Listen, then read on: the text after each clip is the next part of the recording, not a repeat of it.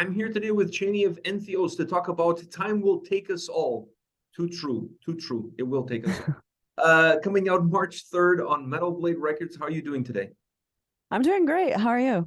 I'm doing great. Thank you for taking the time to chat with me about the band, about yourself, about this new upcoming album.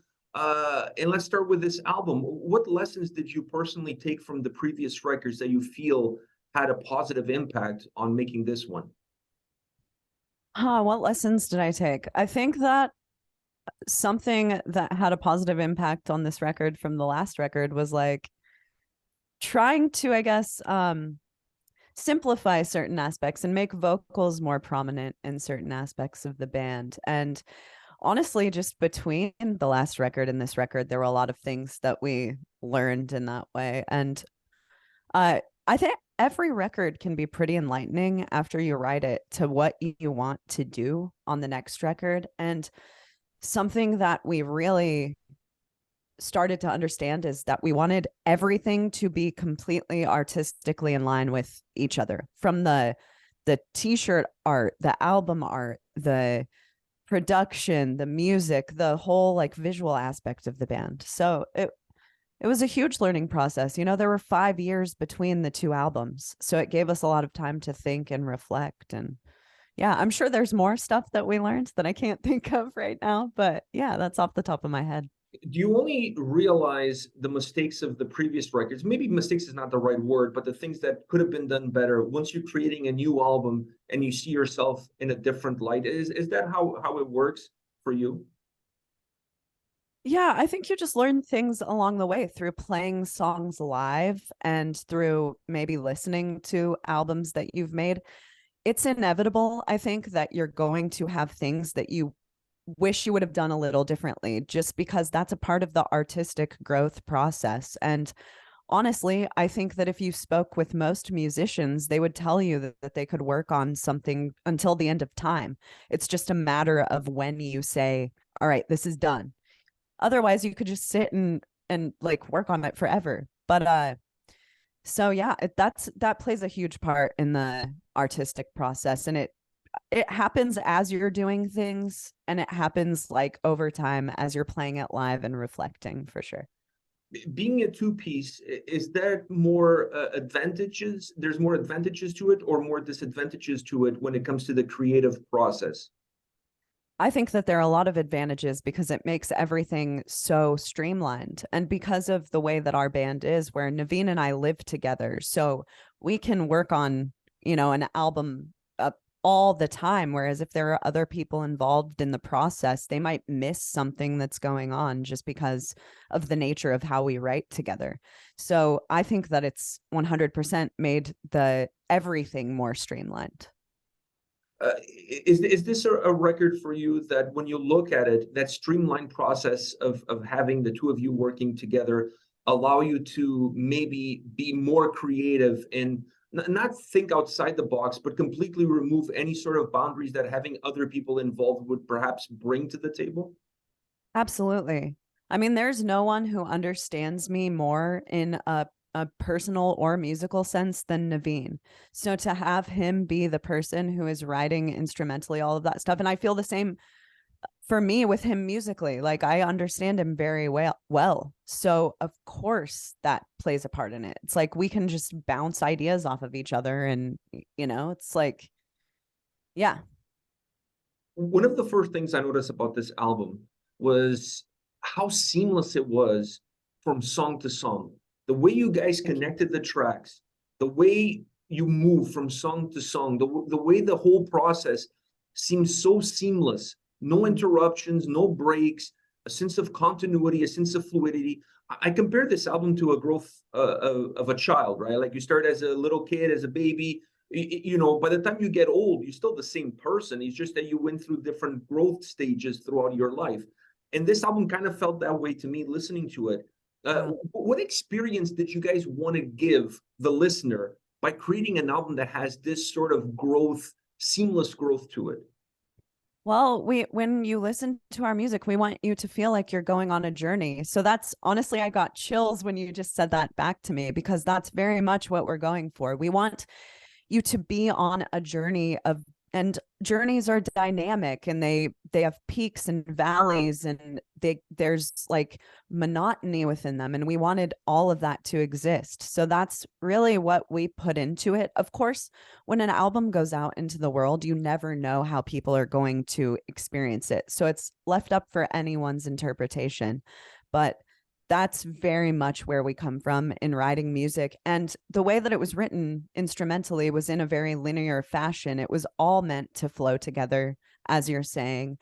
And Naveen wrote it beginning to end. He didn't write like an end part and then put it at, write something and then put it in a weird spot. So yeah, the journey is the perfect explanation of what we want people to experience. That's going to be my next question to you. I was wondering if putting these songs together in the format of the album, if it was complicated, if you guys had to tweak them somewhat in order for them to fit in the way that they did, but it doesn't look like that was the case. It looks like the album was constructed in the order that it is. Is that correct? Yeah, it was. For me, I write in a different way. I'll, finish a song at the end of the album before I do the beginning of the album, but music instrumentally, it was written that way. Of course, we tweaked a few things along the way. Like if there was a part that I thought called for a longer vocal section, then I'd have Naveen add to it, and we would go back and forth on solos and all of those type of things. But no, it was 100% constructed to be the way that it is. It wasn't hard for us to come up with any of that stuff to fit anything in. Or how would you define the sound experience of this record? Is it textured? Is it complex? Is it simple? I think it's all of the above. And that's very much what we were going for, dynamics. I love having a dynamic experience when I'm listening to music. In the bands that I really love, like not every song sounds the same. One song sounds like completely different from another song. So yeah, it's got all of those qualities, honestly. And that's what we wanted it to have. But it's still really well connected. It's not like an album that feels like a compilation of tracks. I mean, this album feels like an album. And the reason I was asking you that question before is because when I was listening to this record, I felt at first glance, it was like, wow, this album is super simple, really easy to digest, really easy to get into. You're not forcing to feel all these different layers and getting into the weeds. But then the more you listen to the album, the more you realize that, hey, the album is not as simple as it looks. It's a lot more complex. And I don't know how you guys were able to achieve a record that feels like an iceberg. At the top feels very simple, but then underneath the water, this iceberg is just massive. I'm truly honored that you're describing it that way, because that, I think, to me, is kind of important in those albums that stick with you. You hear them one time and you're like, you've got parts stuck in your head and you're like, they're catchy, and then you visit it again and it brings out a whole new meaning. You're noticing that weird layer that they put in the background, or you start to read the lyrics and it brings out a whole new meaning for the album. So that means so much to me. Thank you. I know you're not playing guitars on the record. I mean, you're busy enough as it is, but you're not playing guitars on this record. But the guitar's sound felt really interesting to me, because for a progressive death metal album, for a lack of a better term in terms of defining the overall experience, I didn't feel like there was unnecessary fluff. How do you view the guitar sound and the guitar execution, perhaps more importantly, on this record? Yeah, I think that you're right there. And I think that a lot of that has to do with Naveen and I. We're real suckers for like groovy death metal. We love riffs, and I love technical stuff too, but I think all of this has a place, and that's how songs are constructed well, when you kind of use all of those things when they're meant to be used. And a lot of it has to do with the fact that he's writing all of the guitar parts, but his main instrument is drums. So he's really forced to pay. There's no Naveen isn't in a position where he's like, I want the guitar to sound like the most crazy thing at all points, and I have to be shredding 100% of the time. He plays really, it's really tasteful, where he chooses to use solos and leads. And I think it's because he's a multi-instrumentalist, so it forces him to sort of see the forest from the trees. did you help guide him through that journey of seeing the forest from the trees? Because when you're doing so many different instruments on a single record, and you're carrying a big weight of the world on your shoulders putting this album together, it must be difficult at times to differentiate exactly where you're going with any single one of those instruments. Were you the best sounding board possible? Absolutely. I mean, we're bouncing stuff off of each other all the time. And like I said, if there's a part that I think requires something a little different, there were certain melodies that, like, there's a song in The Interior Wilderness. It's the third track on the album. And at the end of the song, there's a vocoder melody that has this really cool, like what I would call like an 80s lead over it. And I pretty much told him what to write there. So we're coming up with ideas all the time. And I do have a say in the musicality, the instrumentals of the band. But for the most part, honestly, it's Naveen. And Naveen he self-produces himself all the time. Like, he worked on a couple Whitechapel albums ago, a Whitechapel album called The Valley, and he worked on that. And because of that, Whitechapel is like a really vocal centric band. So I think he learned even more to sort of like, let's let the vocals shine when they're supposed to shine. And the sick drum, like shredding parts, or the guitar shredding parts, they'll come in when they need to come in. There's room for everything. Yeah, absolutely. There's room Absolutely. for everything. As far as the production is concerned on this album, is there a specific feel, look, design that it needs to be there in order for Entheos to sound like Entheos? Absolutely. So, I mean, I think that our drums need to not be super quantized because of the nature of Naveen's playing. We wanted the heavy parts of the record to hit even harder, like their bass drops on the record and things like that. But then we need the band, like pretty atmospheric sections when there's kind of jamming going on, to shine. And all of those things are why we believe that Mark Lewis was the best person to mix the record. Because when Mark works with a band, he wants the band to shine. It's not about putting the band through this like canned production process that he's got down. He's really trying to take each band and cater to their sound. And I think that he did a beautiful job with that. I'm really, really proud of the mix on this record. I totally agree with you, because once again, that simple and complex mixture that you guys have going on with this record, I think the production behind it elevates it. And if the production is not in the right spot, then that whole symbiosis is not there either. Because go ahead. I just want to say the lines become really murky, and then you lose the effect of what you're trying to create. I totally agree. Like, I've heard records that have super crazy groovy death metal, and then they'll have like more dynamic kind of jammy parts, but you can't even tell that the parts are jammy because it's like quantized drums and there's no real dynamic shift happening in the production of the music. And I think that's really important in achieving those kind of parts.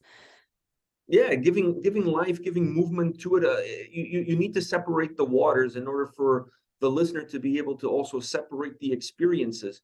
Because like you said, the album is a journey, but I felt like you guys created songs that had inner journeys within each and every single one of them. And it's really important for me as a listener to be able to enjoy those mini journeys so that the bigger journey becomes a little bit more clear.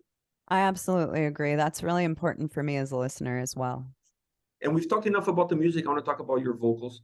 And I saw an interview that you did with Metal Injection where you talk about the accident that you had in 100 Stitches, I believe you had. Yeah. How much of that negative moment in your life shaped this record? Oh, I mean, it shaped the record a great deal. Like, some of the lyrical content was done before I got in the accident, but it brought a whole new meaning to things that I was writing. And I wrote the majority of the record after the accident. So, and recorded most of it. That whole experience had so much to do with the lyrical content, the name of the album, everything. Does that make it for you, some of these songs, a little bit harder to perform, to deal with it, because makes you relive some of those moments? No, it's incredibly cathartic for me. That's really the experience that I've had with it. The writing the lyrics and performing them, it's cathartic. And I love having those type of emotions when I'm playing live because I think that it helps me deliver more of an honest live performance. And I really want to be connected to every lyric that I write, and I want it to mean something to me. Uh, so because otherwise it's just, it wouldn't be me, you know. That's not the kind of vocalist or artist that I am. And I really enjoy those emotions to be tied up in the lyrics. So when you look at the lyrical content on this album, is there a little bit of a diary per se? Do we get to see a little bit more of who you are, not as a singer, not as a musician, but more as a person, as an individual? I think so, yeah. I mean, I think that on every album that I write, I get a little more comfortable with being a little more personal and diving deep into those things. So absolutely. I mean, you're getting 100% unfiltered me in those lyrics. And of course I can't control what they mean. When once the album is released on March 3rd, it's like it belongs to the rest of the world. So all of those lyrics could take on a whole new meaning for other people. But yeah, it's 100% me, and super meaningful to me and sort of a diary in a way. Absolutely. How do you deal with that when you're at a show and a fan approaches you and says, Mhm. this song meant this to me because I related to this, and this, and you're like thinking, well, that's not what I meant when I wrote it. To me, it means some. How you deal with that art becoming somebody else's art the moment that you release it into the world? I mean, I just think it's fantastic. It's not something that I find myself having to deal with because that's something that's so cool about creating is that, and you know, when I was a kid, my best friend and I would drive around the back roads of Iowa and listen to lyrics and music and just try to interpret what it meant to us and what it meant to that person. And that to me is just a part of other people hearing it. And I think that's a beautiful thing. That's what music and art are for. It's for each person to take it into their lives and give it some sort of meaning that's important to them. And I mean, you know, then that music triggers nostalgia and all of these incredible memories. And I think it's beautiful.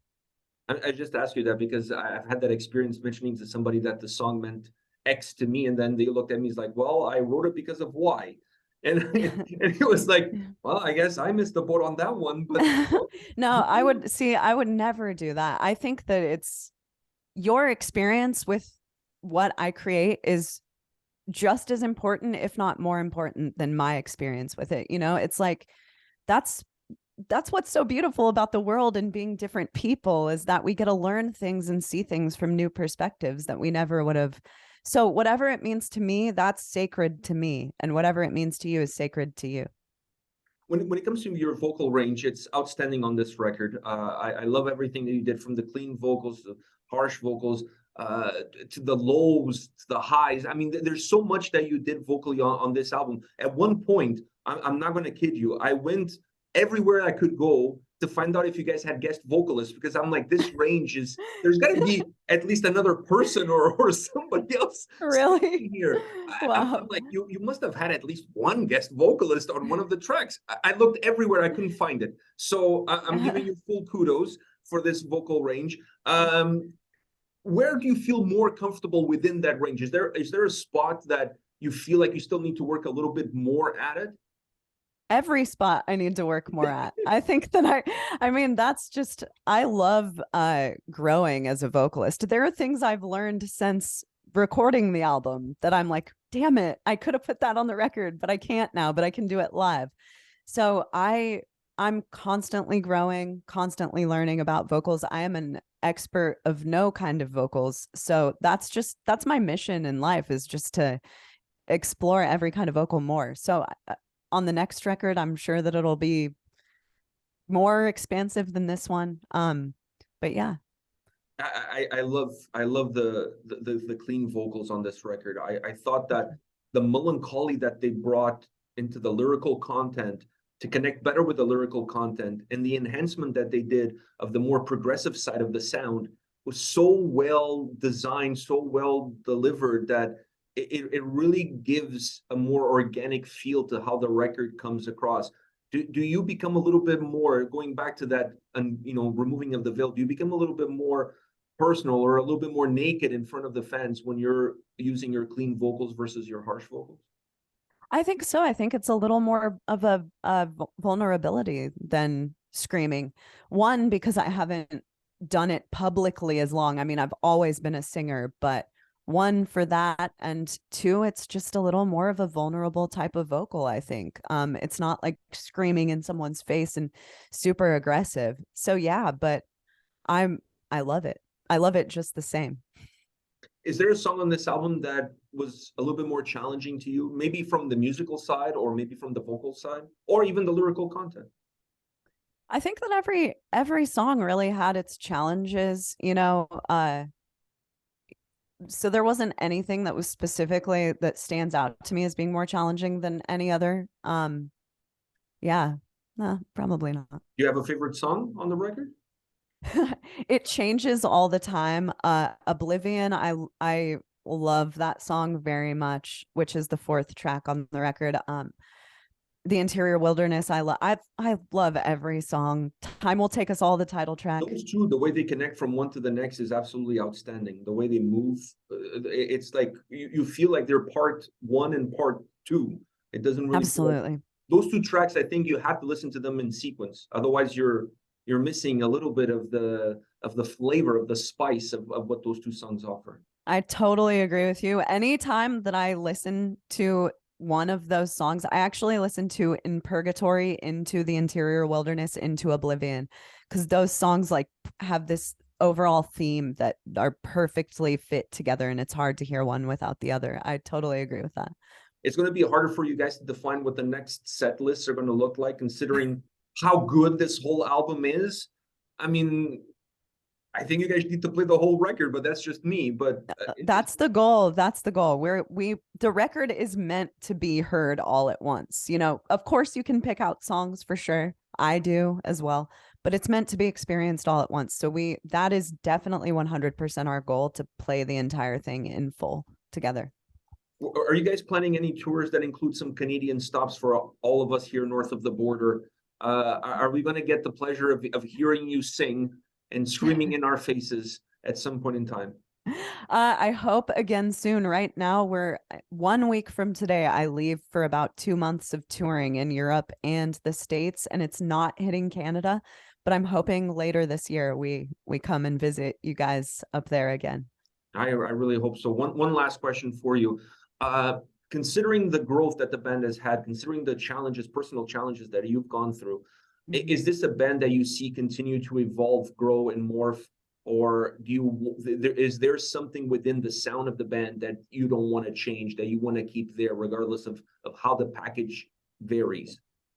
I mean, the band is always going to grow and morph, and I think that anything that I would want to keep there is just naturally always going to be there with me and Naveen writing music together. So we're always going to grow. We're always going to explore new things and experiment a little, if you will. But the core sound of Entheos will always be there for sure.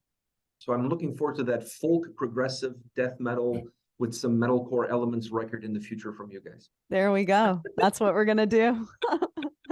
I'm sure if you guys did it, it would sound amazing. So Thanks, I'm not even worried about it. I'm not even worried about it. Chaney, thank you very much for your time today. It was an absolute pleasure, honor, and a blast to have you here to talk about this record. Best of luck to you guys with the release on March 3rd. Thank you so much, Pedro. It was nice to talk to you. I hope you have a beautiful day. You too. Take care. All the best. Thank you. You too.